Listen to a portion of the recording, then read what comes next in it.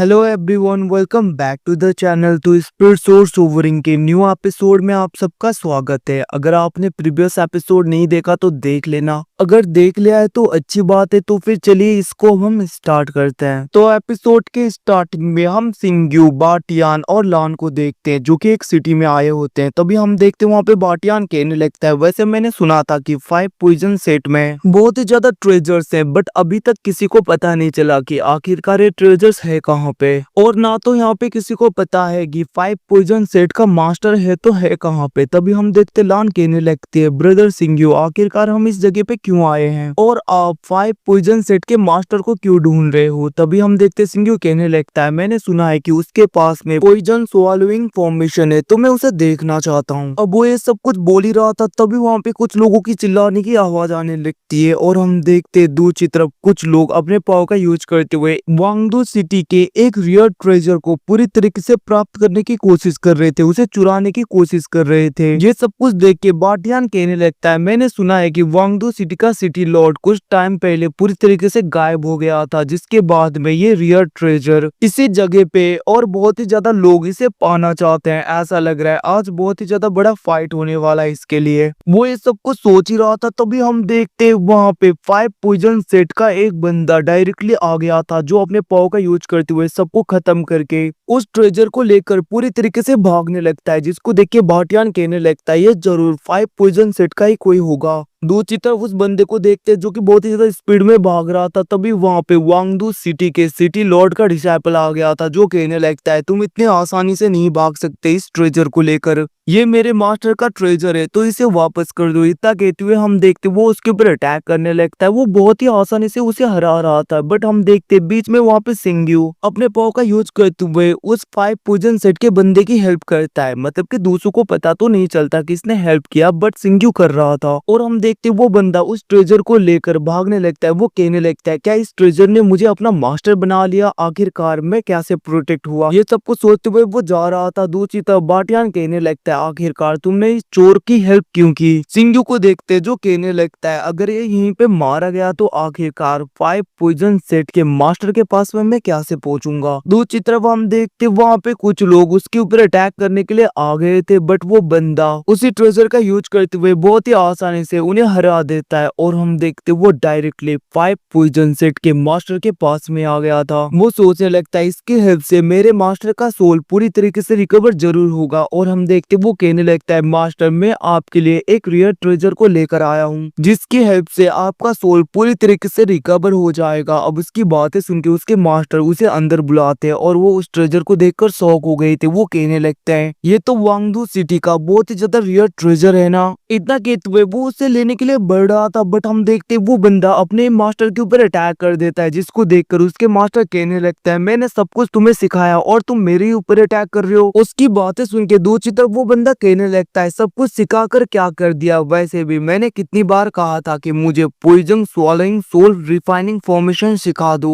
मतलब कि मुझे दे दो, बट आपने कभी भी नहीं दिया। तो अभी के अभी जल्दी से poison swallowing soul refining formation hand over कर दीजिए। बट हम देखते उसका मास्टर नहीं मानता, जिसको देखकर वो बंदा कहने लगता है, जब तक मेरे पास में ये ट्रेजर है तुम कुछ नहीं कर पाओगे। और हम देखते वो उस ट्रेजर का यूज करते हुए स्पिरिचुअल फॉर्म से डायरेक्टली अपने मास्टर के ऊपर अटैक कर देता है। और वो कहने लगता है, मैं भी देखता हूँ आखिरकार बची हुई सोल से कितनी देर तक जिंदा रहते हो। और हम देखते वो अटैक कर रहा था, उसके मास्टर उसे रोकने की कोशिश करते हैं उस अटैक को, बट उसे रोकने में बहुत ही ज्यादा मुश्किल हो रहा था। हम देखते वो अटैक उसे लगने ही वाला था, उसके मास्टर मरने ही वाले थे, तभी सिंग्यू अपने पाव का यूज करते हुए उसे बचा लेता है, जिसको देखकर वो बंदा कहने लगता है, आखिरकार किसकी हिम्मत हुई मेरे मास्टर को बचाने की। तभी हम देखते वहाँ पे सिंग्यू, बाटियान वो लोग आ गए थे। सिंग्यू कहने लगता है, मैं तो बस यहाँ पे पासर बाई हूँ, यहाँ से जा रहा था, क्या तुम भरोसा करोगे। बट हम देखते वो बंदा कहने लगता है, फर्क नहीं पड़ता, आखिरकार तुम्हारी हिम्मत कैसे हुई मेरे क्लैन में आने की, मैं तुम्हें नहीं छोड़ूंगा। इतना कहते हुए हम देखते वो उस ट्रेजर का यूज करते हुए सिंग्यू के ऊपर अटैक करता है, बट हम देखते स्पिरिचुअल पाइथन को तो सिंग्यू बहुत ही आसानी से रोक देता है। इतना ही नहीं, सिंग्यू तो अपने पाव यूज करके उस बंदे को पूरी तरीके से पकड़ लेता है। ये सब कुछ देख के वो कहने लगते हैं, आखिरकार इस ट्रेजर ने तुम्हें अपना मास्टर कैसे बनाया। बट हम देखते सिंग्यू तो अपने डिवाइन ब्रश का यूज करते हुए बहुत ही आसानी से उस बंदे को,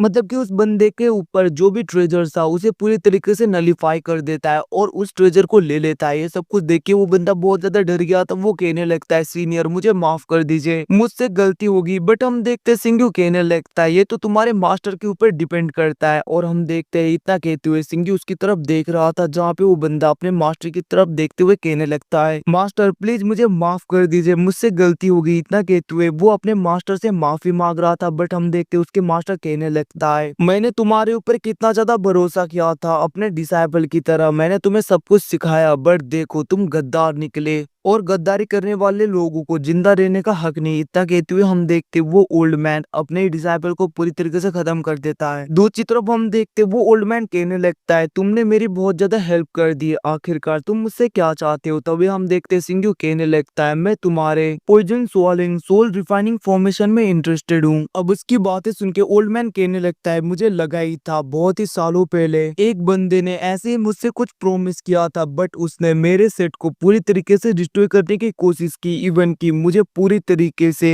इंजर्ड भी कर दिया। आखिरकार मैं तुम्हारे ऊपर क्यों भरोसा करूँ कि तुम इसके साथ में कुछ एक्सचेंज करोगे। इतना कहते हुए हम देखते वो अटैक करने के लिए तैयार हो गया था। दूसरी तरफ वहाँ पे लान उसके ऊपर अटैक करके उसे रोकने की कोशिश करती है। बट लान पीछे हो गई थी। बाटियान भी ट्राई करता है बट हम देखता है बाटियान भी उसके पॉइजन अटैक के आगे कुछ नहीं कर पाता और वो पीछे हो गया था। ये सब कुछ देख के सिंघू कहने लगता है सच में और भी ज्यादा इंटरेस्टिंग हो रहा है। तभी वो ओल्ड मैन सिंघू के ऊपर लगातार पॉइजन से अटैक करता है। बट हम देखते सिंघू बहुत ही आसानी से बच रहा था, जिसको देखकर वो ओल्ड मैन कहने लगता है आखिरकार तुम्हें कुछ भी क्यों नहीं हो रहा। सिंघू कहने लगता है तुम अभी यहाँ पे एम्पर रिलम में थे पहले, बट देखो अभी तुम एम्पर रिलम पे भी नहीं हो क्योंकि तुम्हारा सोल पूरी तरीके से डैमेज हो चुका है। दूसरी तरफ हम देखते वो ओल्ड मैन कहने लगता है मैं तुम्हें मेरे सेट को डिस्ट्रॉय करने नहीं दूंगा, अगर मैं मारा भी गया तो फर्क नहीं पड़ता। इतना कहते हुए वो अपने poison swallowing soul refining formation का यूज करने लगता है, अपने उस मोमेंटम को बाहर निकालता है जिसकी हेल्प से वो अटैक करने के लिए तैयार हो गया था। बट हम देखते हैं सिंघू अपने डिवाइन ब्रश का यूज करते हुए और अपने रीइंकार्नेशन स्क्रोल का यूज करते हुए बहुत ही आसानी से उसके उस मोमेंटम को अंदर खींच लेता है और उसके पूरे